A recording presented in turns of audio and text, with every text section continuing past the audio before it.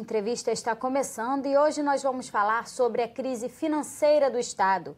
O que está sendo feito para cumprir os acordos firmados no Plano de Recuperação Fiscal, as medidas que poderiam ajudar o Rio a recuperar receitas e os impactos na vida da população e dos servidores públicos. Quem participa dessa conversa comigo é o deputado Luiz Paulo. Deputado, muito obrigada pela sua participação na Alerj Entrevista. Nos últimos anos, especialmente nos 2 últimos anos, né, deputada, a população tem enfrentado muitas dificuldades por causa da crise que acaba repercutindo na saúde, na segurança, na infraestrutura, né, do Estado. E o Rio de Janeiro assinou esse plano de recuperação fiscal, né, se comprometendo com uma série de contrapartidas com o governo federal para tentar minimizar, né, essa situação, até cancelando temporariamente, né, suspendendo o pagamento da dívida do Estado com a União. Como é que o senhor tem visto, né, o empenho do Estado para cumprir essas contrapartidas e até adotar outras medidas para minimizar toda essa crise financeira? Bom, primeiro é necessário, isso não ficou claro, se fazer uma análise de por que nós chegamos a essa crise. Para que, tendo esse diagnóstico muito bem feito, se tentar possíveis soluções dentro desse regime de recuperação fiscal. A nossa crise tem muitos condicionantes para ter chegado a esse ponto. Você está aqui uma meia dúzia delas que vai se afetar, que vai continuar falando lá na frente, né? O Estado tomou empréstimo demais. Vivia em 2013, 2012, um período que o Brasil estava bem, do ponto de vista financeiro. Então, o Estado superestimou a sua capacidade de pagamento e desandou a tomar empréstimos. Inclusive no Rio Previdência. Em 2013, 2014, ele tomou mais de 6 bilhões e 100 de empréstimos, dando como garantia futuras receitas de royalties de participação especial. Essa é uma questão.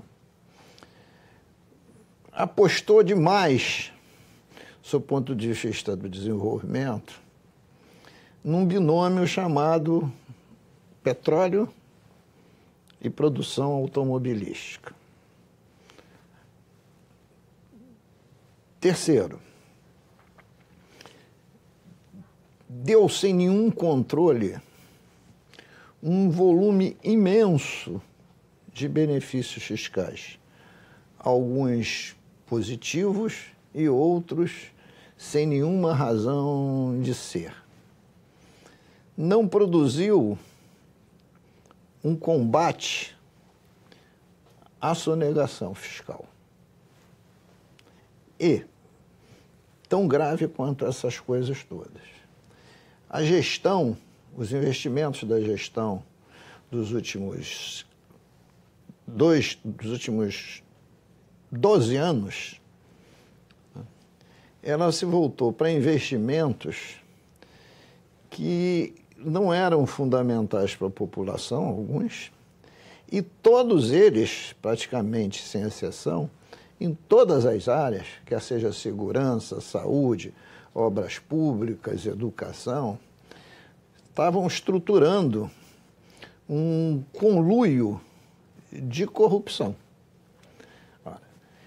Tudo isso associado a uma queda do preço do barril do petróleo, um produto interno bruto negativo, a economia do Brasil desabou, e ainda um processo inflacionário produziu essa tragédia que até hoje pesa sobre nossa cabeça. Então, era um diagnóstico que tem muitas vertentes. E buscou o governador, diante de uma incapacidade total de gerenciar isso, assinar com a União um termo de recuperação fiscal. Que o grande favor que a União estaria fazendo para o Estado era, durante 3 anos, renováveis por mais 3, o Estado não pagar o serviço da dívida. O que é o serviço da dívida? É o que ele paga por ano do montante total que ele deve. Bom, e, associado a isso, o governo daria aval, já que ele não podia tomar mais nenhum empréstimo, a 3 ou 4 empréstimos que eu vou aqui citar. Essa é a contrapartida da União. E o Estado, de outro lado, tinha que apertar o cinto, não fazer aumento de gasto de pessoal. Não pode fazer reajuste, né, para os servidores? Diminuir as despesas também de custeio e aumentar a receita. Como pudesse aumentar a receita só porque você assinou um termo. Isso sem falar da questão da venda dos ativos da SEDAI e da questão da Previdência Social do Estado também, né, deputado? Isso é falando só no que é o regime de recuperação fiscal. Eu estou profundamente descrente com as propostas desse regime de recuperação fiscal. E vou aqui também analisar alguns pontos. Hoje, a dívida consolidada líquida do Estado, 31 de dezembro de 2017, quando fecharam as contas de 2017, é de 137 bilhões. Falando bilhões, 137 bilhões. 137 bilhões é praticamente o dobro do orçamento do Estado, para você ter uma dimensão. Quando nós celebramos o acordo, a gente pagava por ano 8 bilhões e meio de reais de serviço da dívida. E a dívida estava na casa dos 96 bilhões de reais. Ela está em 137. Só com a União? Não. Quando a gente fala do serviço da dívida, sempre é com a União, mas não quer dizer que o dinheiro foi tomado emprestado, porque ela é avalista.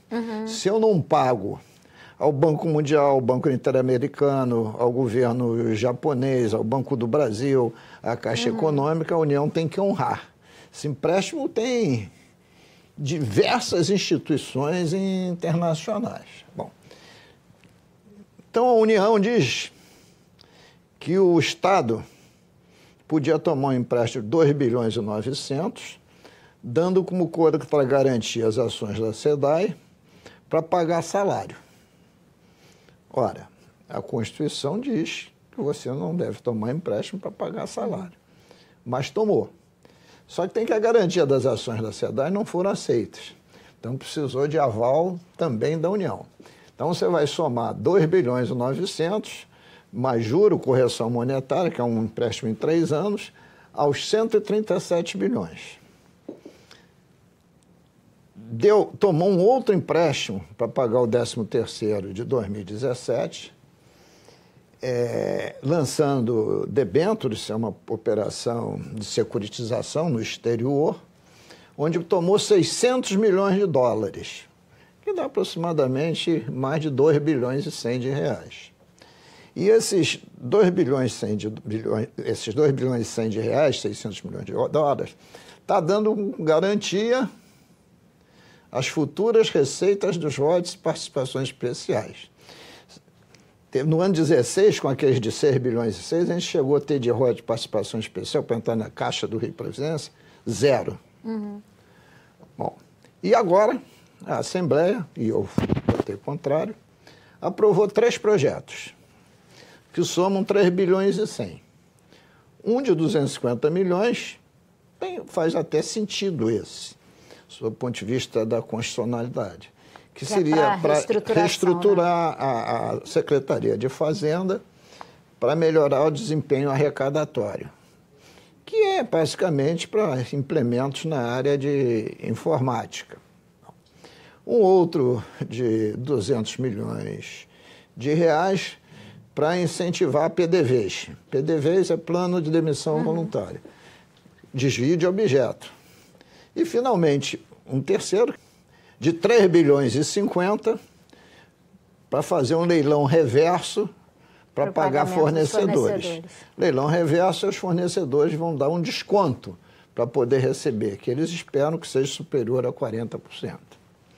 Então, isso quer dizer que esse serviço da dívida, que está 137, vai continuar crescendo e vai bater na casa dos 150 bilhões. Logo, quando acabar os 3 anos, nós vamos ter que renovar por mais 3. Nessa renovação, está escrito lá no regime de recuperação fiscal, hoje como é que é? Quando você está devendo, o que você paga de serviço da dívida? Você não paga, pega a dívida em 40 anos, divide e paga o ano todo. É essa a conta, mas você tem um limite, que é 11% da receita corrente líquida. A partir do 3º ano, se você quiser renovar, esse limite cai. Aí representa em 2025 que você vai estar pagando de serviço da dívida 19 bilhões e meio. Então, em 3 anos, 3 não, porque foi assinado em 17, 25 dá 8. Em 8 anos, você sai de pagar uma dívida de 8 bilhões e meio para pagar 19,5. Isto é de uma loucura total. Além disso, tem um outro aspecto profundamente negativo, é a questão dos restos a pagar. O que é restos a pagar? Fecha o ano, você contratou um monte de serviço e não tem dinheiro para pagar todos. O que você não pagou é resto a pagar. Resto a pagar chama o que eu estou devendo de pessoal, fornecedores, obras, etc. E parte desses restos a pagar são dos orçamentos de várias instituições, como as universidades, sim, né? tudo. Os hospitais. É o resto a pagar do Estado, dos diversos entes e dos diversos poderes. O resto a pagar acumulado, quer dizer, de todos os últimos anos, até 31 de dezembro de 2017, está na casa dos 20 bilhões de reais. No plano de recuperação fiscal, dizia que no 6º ano, dos quais já passaram 2, esse resto a pagar estaria reduzido a 3 bilhões. Como fazer essa mágica se a cada ano ele só faz subir? Só faz subir a cada ano. Está acumulando, né? Bom, além disso, nós concedemos até hoje, de benefício fiscal, algo como 9,3 bilhões de reais por ano. O governo diz que quer reduzir 1,5 bilhão por ano. Só que tem que até agora não reduziu. Então nós estamos deixando de arrecadar 9,5 bilhões de ICMS por causa do incentivo fiscal. Porque seria preciso rever todos esses incentivos, precisaria revê-los para os positivos ficarem e os negativos serem cortados. Deputado, deixa eu te interromper um minutinho, porque a gente precisa fazer um intervalo e a gente volta falando dos incentivos fiscais no próximo bloco. É só um minutinho, não saia daí.